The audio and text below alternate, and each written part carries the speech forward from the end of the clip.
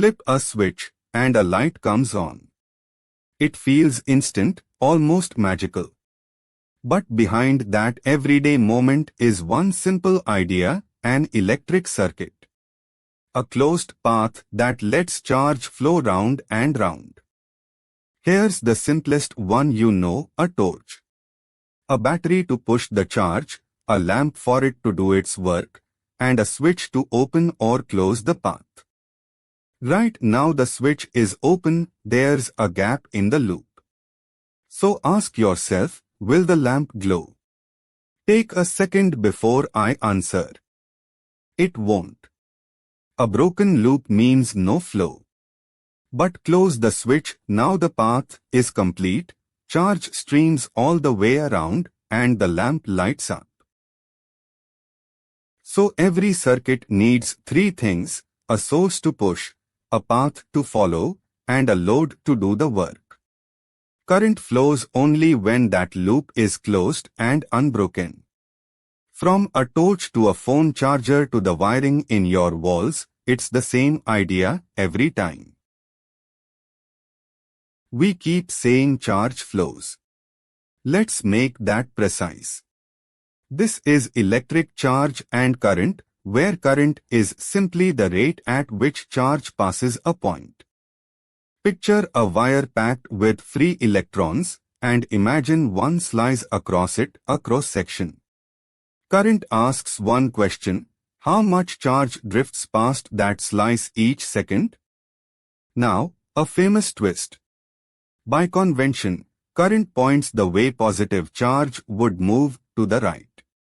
But the actual electrons, being negative, drift the opposite way. Same physics, just a historical choice of direction we still live with. In symbols, current I equals dq by dt, charge per unit time. Measure charge in coulombs, time in seconds, and current comes out in amperes. 1 ampere is just one coulomb of charge sailing past every second. Current tells us how much charge moves. But what pushes it? That's potential difference, voltage. The energy handed to each unit of charge. Here's the picture I love. Think of water. A tank up high and a tank down low. Water naturally falls from high to low, and a pump does work to lift it back up so it can fall again. The falling water is your current. The height difference between the tanks, that's your voltage. No height difference, no flow. Put it in symbols. Voltage equals work done, divided by the charge moved. So 1 volt means 1 joule of energy given to every coulomb. The pump's height is the battery's EMF, the flowing water is the current. Same story, to languages. Before we build real circuits, we need a shared alphabet, the symbols every engineer in the world draws. Learn these once, and you can read any schematic. A cell and a battery for the source. A resistor, plain or variable, to oppose the flow. A lamp, a switch, a fuse. The ammeter and voltmeter for measuring. And the humble wire, junction, and ground that tie it all together. Keep an eye on these two, the ammeter and the voltmeter. They trip up more students than anything else, and we'll come back to them at the end. Let's test the most important rule of all. Open versus closed circuits. Break the loop anywhere, and the current stops everywhere. Two identical circuits, side by side. On the left, the switch is open. On the right, it's closed. On the closed side, the path is unbroken, charge races around, and the lamp glows. But the open side stays dark. One tiny gap, and nothing flows, not a little less, but nothing at all. A circuit is all or nothing. If voltage is the push, something must push back. That's resistance, how strongly a material opposes the flow of charge. Zoom inside a wire. It's a lattice of fixed ions, with the metal's own length and cross-sectional area. The longer the wire, the more crowded the journey, the thicker it is, the easier the passage.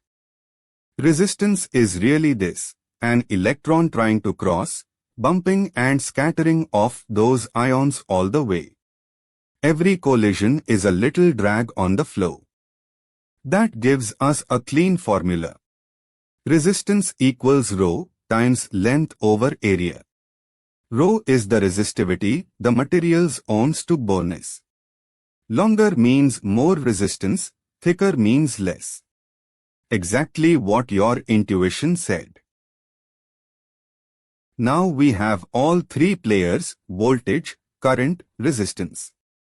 One tiny equation ties them together, and it's the most useful line in all of electronics. Ohm's law. Voltage equals current times resistance. Push harder, and more flows. Add resistance, and less flows. That's the whole sentence. Plot voltage against current, and for a well-behaved, ohmic material you get a straight line through the origin. And here's the lovely part, the slope of that line is the resistance itself. We over I read straight off the graph. So double the voltage and you double the current. A steeper line means more resistance. And ohmic simply means the line stays straight, the resistance doesn't change as you push harder. Current and voltage together do something useful, they deliver power. Power is just the rate at which a device turns electrical energy into light, heat or motion. Start simple, power equals voltage times current. And because we already know Ohm's law, we can substitute V equals IR to get to more forms, I squared R and V squared over R, same power, written three ways, use whichever fits what you know. Let's use one. An electric heater on the 230-volt mains, with a resistance of 53 ohms. We know V and R, so reach for V squared over R, and out comes about 1000 watts. 1 kilowatt. And that's a kilowatt of energy, every second, glowing as heat. The very same physics that warms your room. Power is energy per second. Let it run for a while, and you've used energy, the thing you actually pay for. Energy is just power, kept running over time. Energy equals power times time. The scientist's unit is the joule, 1 watt for 1 second. But your electricity bill prefers a bigger unit, the kilowatt-hour, which is 3.6 million joules. Take our 1 kilowatt heater and run it for 2 hours. 1 kilowatt times 2 hours, 2 kilowatt-hours. That's exactly the number that shows up on your bill.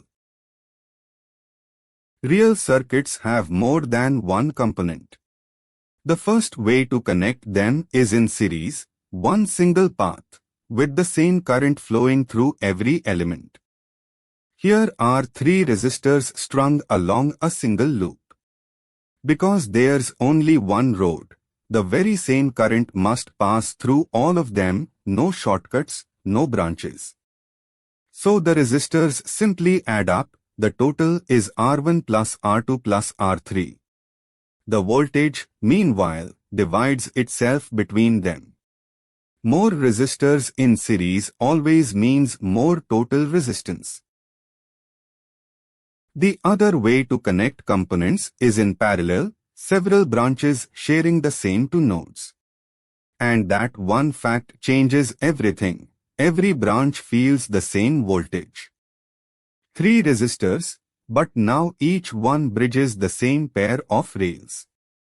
Both ends of every branch are tied together, so the battery's full voltage sits across each one alike.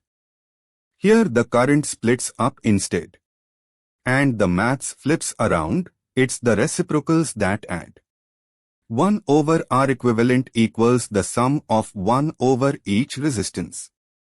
The surprise, adding more parallel paths actually lowers the total resistance because you've opened more lanes for the charge.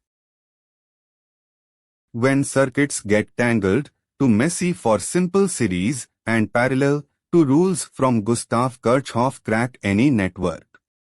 They're really just conservation laws in disguise. First, the current law. At any junction, whatever flows in must flow back out, charge can't pile up or vanish. So I1 in equals I2 plus I3 out. Charge in equals charge out every time. Second, the voltage law. Walk all the way around any loop and add up every rise and every drop, you must come back to where you started. So the voltages around a loop sum to zero. Every push from the battery is exactly spent across the components. Let's put the pieces together with a real problem. Combination circuits, part series, part parallel. The trick is to reduce them, one block at a time, until a single resistor is left. Here's our case, a 6 ohm and a 3 ohm in parallel, then a 4 ohm in series, all on a 10 volt battery. Tackle the parallel pair first. 1 over 6 plus 1 over 3 is 1 over 2, so that pair behaves like a single 2 ohm resistor. Now it's simple series. Add the 4 ohms, 2 plus 4 gives a total of 6 ohms for the whole network. And finally, Ohm's law for the total current, 10 volts over 6 ohms is about 1.7 amperes. A messy circuit, melted down to one clean number. Remember those two meters I flagged earlier? Here's the rule that untangles them. A good meter measures without disturbing the very thing it's measuring. The ammeter measures current, so it must sit in series right in the path, so all the current flows through it. And to avoid changing that current, it's built with almost zero resistance. The voltmeter is the opposite. It measures the voltage across something, so it goes in parallel, connected across it. And to avoid stealing any current, it has enormously high resistance. Series and low, parallel and high, that's the pair to remember. Notice the current sweeps through the ammeter, but barely trickles into the voltmeter exactly as a faithful measurement should. Let's bring all of this home, literally, to the wiring in your walls. Household circuits, and the quiet devices that keep you safe. 3 wires do the work: live, neutral, and earth. The live wire brings the energy in. The neutral carries it back, completing the loop. And the earth wire, normally idle, is a safety lifeline we'll come to in a moment. Follow the live wire into an appliance. First it passes a fuse, then a switch, before reaching the lamp and returning through neutral. The order matters more than you'd think.